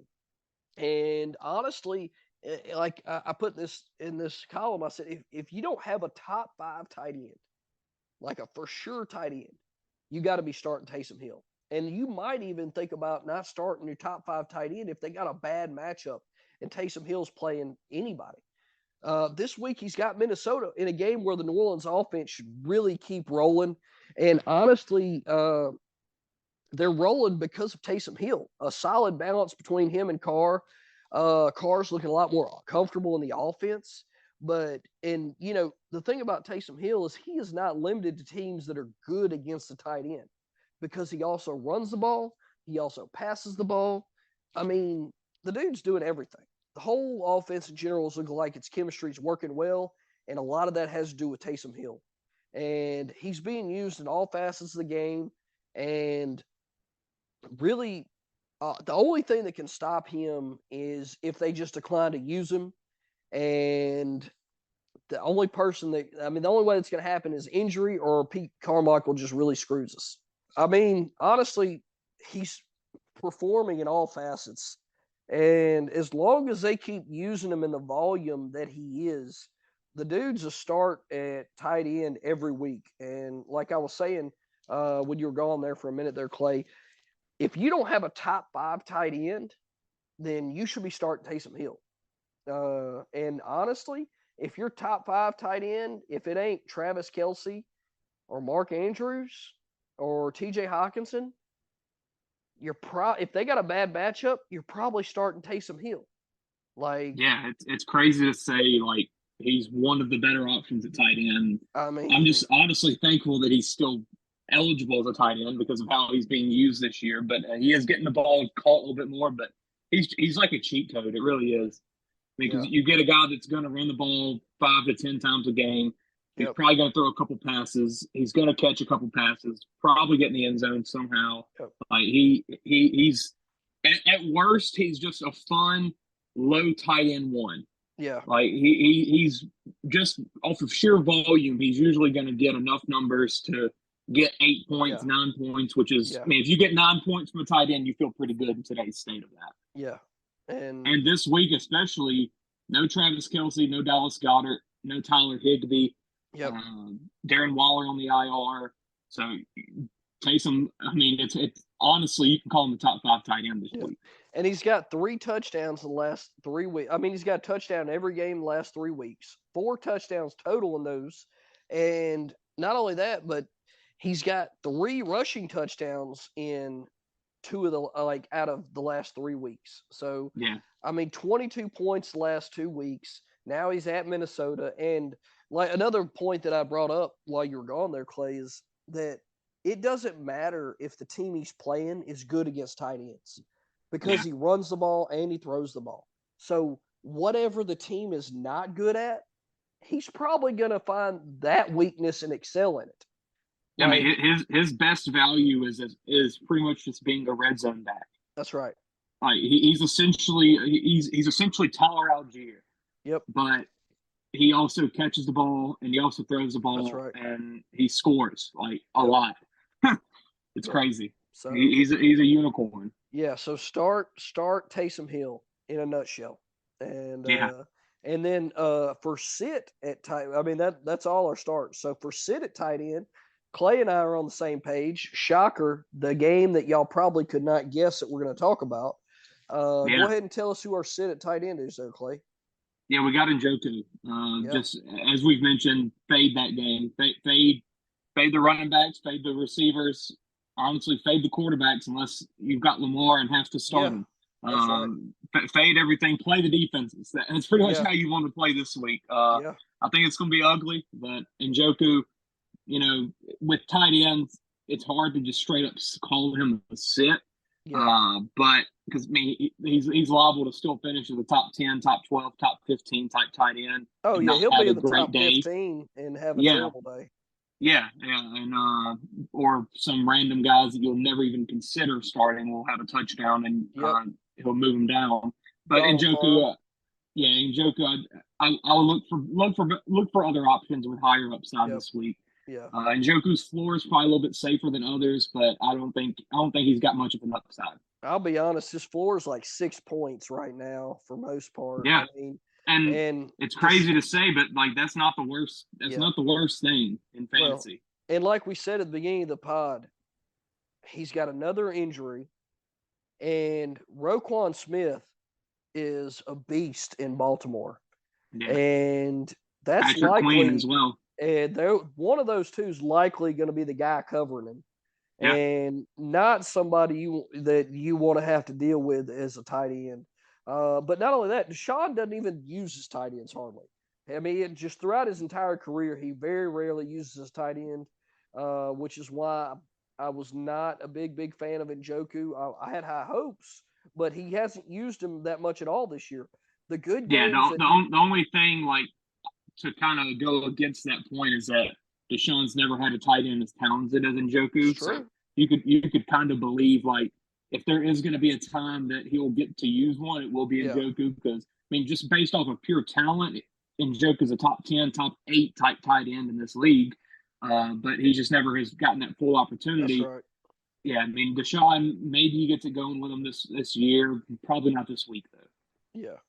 But anyway, so don't like Njoku a lot. So if you got him, find somebody else if you can. And then for Josh at tight end, Josh is sitting Luke Musgrave. and I cannot agree with you more there. I do not know what happened to this young feller, which he's had ups and downs all year, but he really come out, was getting targeted heavily, and then he falls off the map, which he got knocked out 2 of the games. But then he got targeted heavily again, and then kind of has a bye week, just not in the game plan. And then last week against the Rams, 3 big catches for a touchdown, 1 big run, but they only throw the ball to him 4 times. Yeah. And I mean, it's a solid week for him, but now he gets Pittsburgh at Pittsburgh. They're the 4th ranked defense against tight ends in the league. They're only allowing 8.5 points a game at tight end. And last week, Tennessee had a great week with their wide receivers, but tight end 3 for 28. Week before that, Jacksonville, Evan Ingram had a solid week for them against them with 18 points. But before that, the Rams, Higbee only had 3 points. Okonkwo, he didn't have a catch until the last drive where he caught all 3 of those balls in pretty much garbage time. I think a lot of that has to do with Pittsburgh's secondary being so bad. Yeah. There's just no need for that. And, I really feel like it possibly could be a lot of the same with this game. Christian Watson's practicing in full, considering that he had like 3 injuries in the game and was ruled out in no time, but he's practicing in full already. Just leads to tell me that he's probably a pansy. I hate to be like that, but I'm like, how do you get ruled out of a game and then your first practice back, you're full go? Like, he's the most banged up wide receiver. Dude, he's banged up every week. I have how are you ruled out of a game with like 3 injuries and then you're a full go the first day back at practice? Like, how is that even possible? So anyway, but Luke Musgrave, I completely agree with him. Tough matchup as far as his position, and I really think that with them being able to run and throw the ball against Pittsburgh, he's probably not going to be as utilized as he could be in other matchups for sure. So I like that pick a lot there, Josh. And then sleeper, who's your sleeper at tight end there, Clay?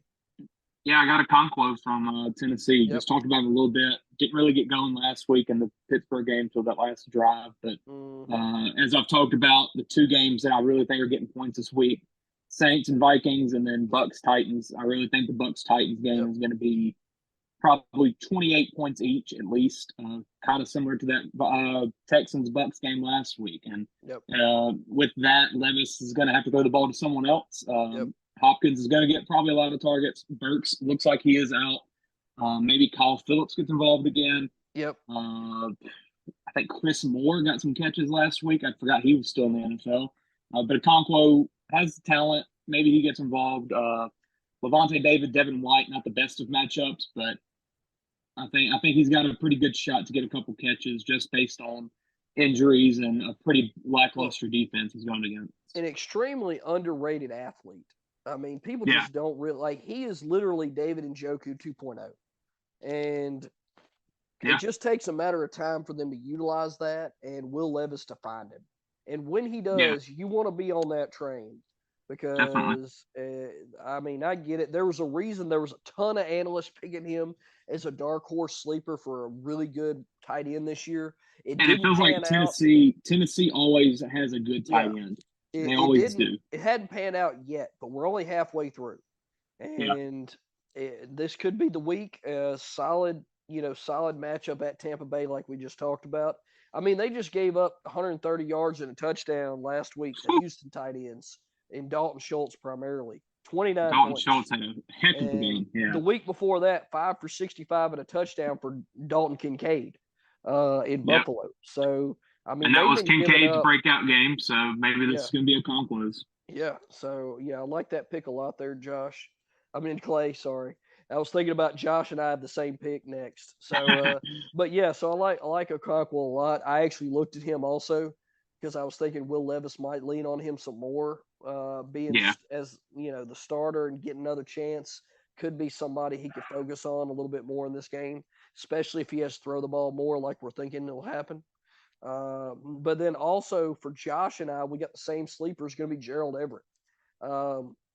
Honestly, The main reason I got Gerald Everett here is because I can't put Taysom Hill here anymore because he's not really a sleeper anymore. And he's been in this spot for like the last 3 weeks, I think. And he's a starter now. So in real life, he's definitely not a sleeper. But now Gerald Everett comes into this part of this column. And honestly, he might be here for a little while too, depending on how this goes this week. But we've seen it in the past. Whenever Herbert loses one of his wide receivers, Gerald Everett always seems to kind of his role increases just a little bit more. And now we've seen Mike Williams go down. It didn't really improve then, but Josh Palmer really stepped into that volume and helped a pretty good bit. Well, now Josh Palmer goes down. Quentin Johnston helped some, but last week nobody really helped at all but Keenan Allen. Yeah, that Jets they didn't really have to. Good. And they didn't really have to because the Chargers defense put up 2 touchdowns for them.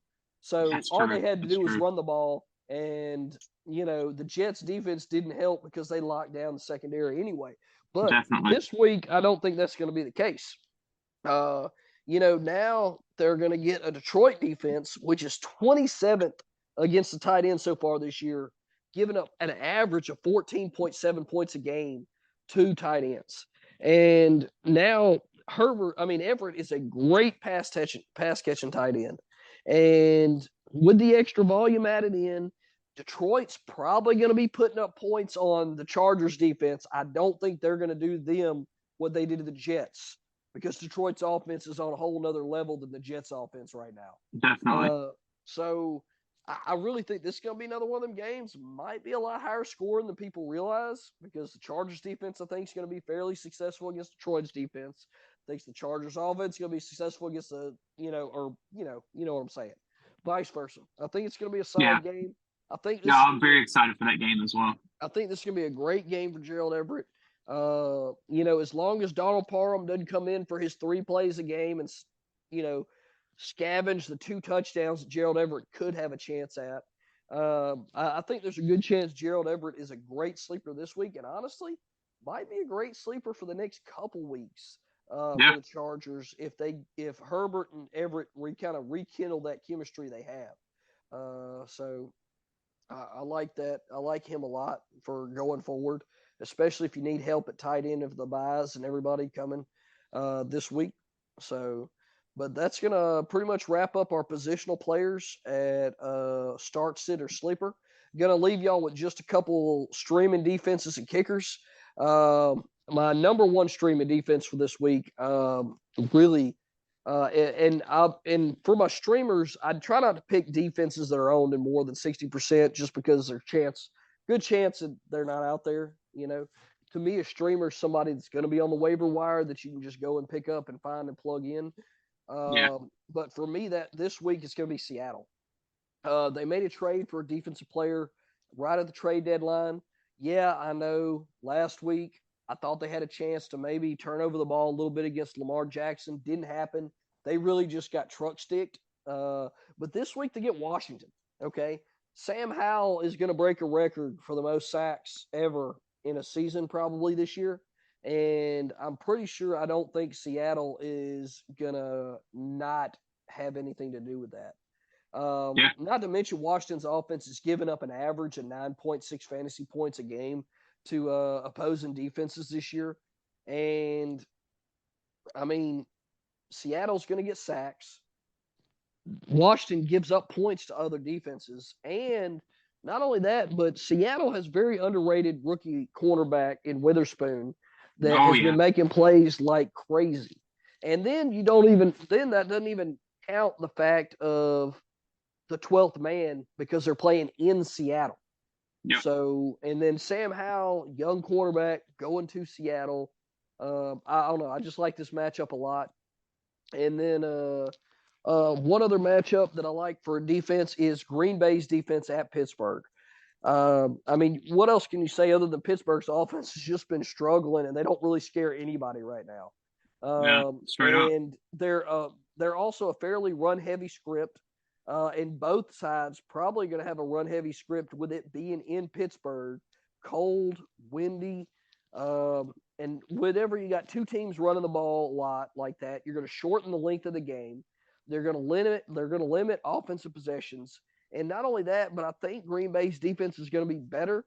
So I think it's going to give Green Bay's offense, who's probably going to be better also, they're going to control time of possession more, control the game more, and honestly just limit Pittsburgh's opportunities to even do anything offensively. So I like Green Bay's defense a lot this week at Pittsburgh. And, Kenny Pickett, I mean, he's had hit or miss all year, but I just don't think this is his game this week. So yeah, I got to pick up the Pittsburgh defense in 2 leagues, so I'm rocking that one. And really with defenses, especially at this point in the year where there's so many buys, almost every defense is going to be available at some point. And I don't really feel like there's been that what was it, 2017 Jacksonville defense, Saxonville, there's not been one of those to where you feel like you have to keep them on your bench.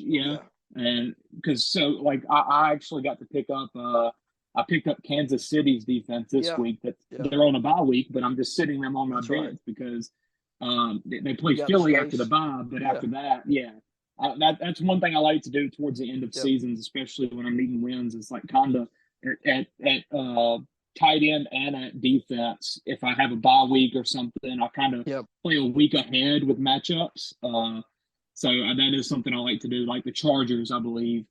I picked them up. I'm not playing them this week against Detroit, but next week against Green Bay, I like my chances. So. Yeah, if you got an extra bench spot to rotate, it is great to look ahead at defenses for streaming and pick up the people they're playing next week.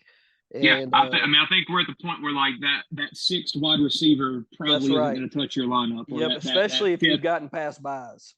Yeah, or that backup quarterback or that fifth handcuff, whatever, something like that you can probably get rid of, and that's right. You know the guys you're playing now, so maybe just try to get that little step up on tight end and defense. And last but certainly not least, guys that can win your league. I'm gonna throw y'all a couple kickers out there that got solid matchups that have been good this year. Blake Groupie, New Orleans at Minnesota in the Dome. Honestly, everybody was all upset because they let Will Lutz go. Well, you know what? Blake Groupie's been pretty solid. I mean, he really has this year. He's been fighting for his life, but it feels like every time he has the adversity of being cut, he makes another big kick. And I mean, I believe. Let me pull it up here just to double check. But I believe he's top 10. Yeah, he's the number 7 kicker in the league right now, as far as fantasy points. A lot of people don't realize that, but number 7. I mean, last couple weeks. 7 points last week, 8 points the week before. Well, now he gets at Minnesota indoors, and he's only owned in 13% of leagues. I think you could do worse. So another guy for me, Nick Folk, has been doing it for a while, and you can quote me if I'm wrong, but I'm pretty sure Nick Folk's been like a top 5 kicker the last 3 years. He is not there right now, but this week he's number 8 right now, 39% of leagues. At Tampa Bay. If you ain't been listening, we all think this is going to be a big points game. And Nick Folks is a reliable kicker. Had 11 points last week. Going to Tampa Bay. Probably not going to be terrible weather in Tampa Bay. Nick Folk right there, guys. And last but not least, this guy, I was really shocked at his ownership percentage. Young Ho Koo for Atlanta. Yeah. All right. Only owned in 63% of leagues, but this week at Arizona, had 19 points last week. If you tell me a kicker can't win your league, but your kicker gets you 19 points, you get out of town, okay?